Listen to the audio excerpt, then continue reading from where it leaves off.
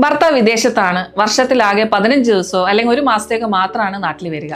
അപ്പൊ ഈ short term പീരീഡിൽ എങ്ങനെ പ്രഗ്നൻസി പ്ലാൻ ചെയ്യാം എന്നുള്ളത് മിക്ക പ്രവാസി ദമ്പതിമാരുടെയും ഒരു കൺസേൺ ആണ്. ഇതുപോലെ ഷോർട്ട് ടൈമിൽ പ്രഗ്നൻസി പ്ലാൻ ചെയ്യുന്നവരാണോ നിങ്ങൾ എങ്കിൽ ഞാൻ ഈ പറയുന്ന 4 കാര്യങ്ങൾ ഒന്ന് ശ്രദ്ധിക്കുക. ഇതിൽ ഒന്നാമത്തെ കാര്യം ഓവുലേഷന് ടൈം കണ്ടെത്തുക എന്നുള്ളതാണ്.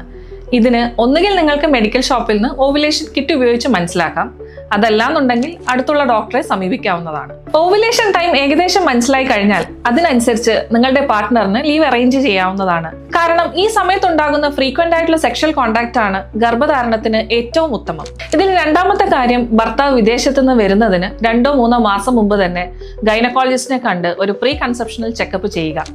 തൈറോയിഡ്, ഷുഗർ, PCOD അല്ലെങ്കിൽ വജൈനൽ ഇൻഫെക്ഷൻസ് ഇതൊക്കെ ഉണ്ടോ ഇല്ലയോ എന്ന് ഉറപ്പുവരുത്തുക. അതോടൊപ്പം തന്നെ ഫോളിക് ആസിഡ് പോലെയുള്ള വിറ്റാമിൻ സപ്ലിമെന്റ്സ് ഗൈനക്കോളജിസ്റ്റിന്റെ നിർദ്ദേശപ്രകാരം കഴിച്ചു തുടങ്ങാവുന്നതുമാണ്. ഇതിൽ മൂന്നാമത്തെ കാര്യം, പുരുഷന്മാരുടെ സ്പേം ക്വാളിറ്റി ഇംപ്രൂവ് ചെയ്യാൻ 70 തൊട്ട് 90 ദിവസം വരെ എടുക്കുമെന്നുള്ളതാണ്. അതുകൊണ്ട് തന്നെ ഭർത്താവ് വിദേശത്തുള്ളപ്പോൾ തന്നെ ഭക്ഷണക്രമത്തിൽ ശ്രദ്ധിക്കുക. അതായത് ആന്റി ഓക്സിഡൻസുകൾ അടങ്ങിയ പഴങ്ങൾ, പച്ചക്കറികൾ ഇവ ധാരാളമായി ആഹാരത്തിൽ ഉൾപ്പെടുത്താൻ പറയുക. കൂടാതെ ഈ സമയങ്ങളിൽ പുകവലിയും മദ്യപാനവും ഒഴിവാക്കുന്നത് സ്പേം കൗണ്ടും ക്വാളിറ്റിയും ഇംപ്രൂവ് ചെയ്യാനും സഹായിക്കും. നാലാമത്തെ കാര്യം, സ്ട്രെസ് മാനേജ് ചെയ്യുക എന്നുള്ളതാണ്. അമിതമായ സമ്മർദ്ദം ഗർഭധാരണത്തെ പ്രതികൂലമായി ബാധിക്കും.